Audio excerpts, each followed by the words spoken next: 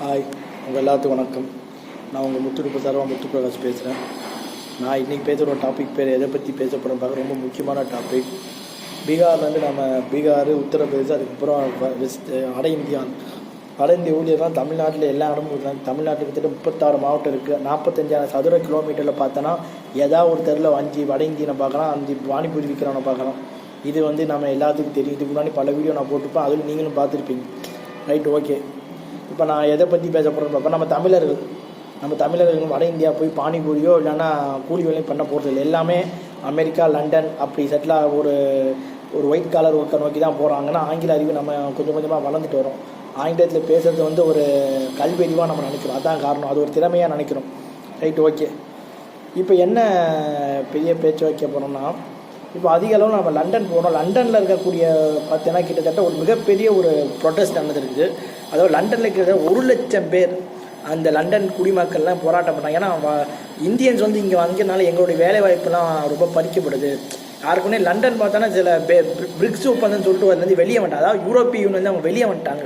அது எல்லாத்துக்குமே தெரியும். ஏன்னா ஜெர்மன்காரன், பிரான்ஸுக்காரன் எல்லாமே லண்டனில் சிட்டிசன்ஷிப் வாங்குறதுனால ஒரு யூரோப்பியன் விசான்னு ஒரு காமனாக இருக்கிறனால எல்லாமே லண்டனில் செட்டில் ஆகலாம், படிச்சனா அங்கே உள்ள மக்களுக்கு வேலை வாய்ப்பு கிடைக்க மாட்டேங்குதுன்ற அந்த ஒரு நோக்கத்தில் அதான் யூரோப்பியன் யூனியன் வந்துட்டாங்க. ஐரோப்பிய யூனியன் உருவாக்க காரணமானது தான் லண்டன் சொல்லலாம். இங்கிலாந்து அந்த இங்கிலாந்துக்காரங்க அந்த யூரோப் யூனியன் வந்ததுனால இப்போ என்னென்னா இந்தியன்ஸ் அதிகமாக போகிறனால அங்கே உள்ள லண்டன் குடிமக்கள், அதாவது இங்கிலாந்து குடிமக்கள் வேலை கிடைக்காமல் இருக்கனால கிட்டத்தட்ட 1,00,000 பேர் திரண்டு போராட்டம் பண்ணியிருக்காங்க. ஆல்ரெடி அகதிகளை லண்டனில் இங்கிலாந்தில் சேர்க்கக்கூடாதுன்னு ஒரு போராட்டம் அங்கே போயிட்டு இருக்குது. ஸோ இந்த போராட்டம் தான் இப்போ இந்தியா உலக அளவில் பேசும் பொருளாகிட்டு இருக்குது.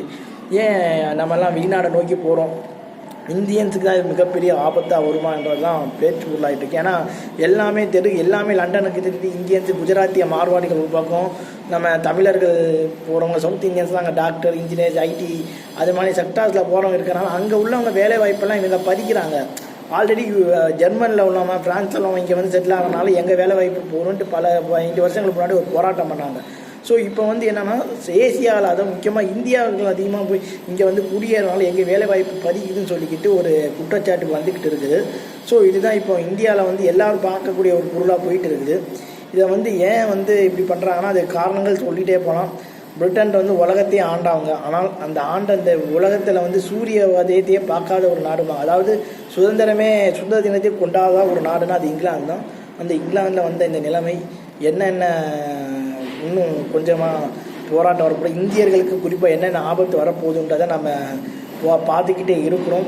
ஃபியூச்சரில் க்ரீன் கார்டு அதாவது க்ரீன் கார்டு அதுக்கப்புறம் சிட்டிசன்ஷிப் கூட நம்ம இந்தியன்ஸுக்கு தர மறுக்கலான்ற ஒரு காரணமும் வருது. இது போராட்டம் தீவிரம் அடைஞ்சிட்டு போயிட்டே இருக்குது. இதுக்கான முற்றுப்புள்ளி என்னன்றதை நம்ம பொறுமையாக பார்த்து தான் ஆகணும். இதை சொல்லி என் வீடியோ நான் முடிச்சுக்கிறேன். உங்களை விடைபெறும் முத்துப்பிரகாஷ். பாய்.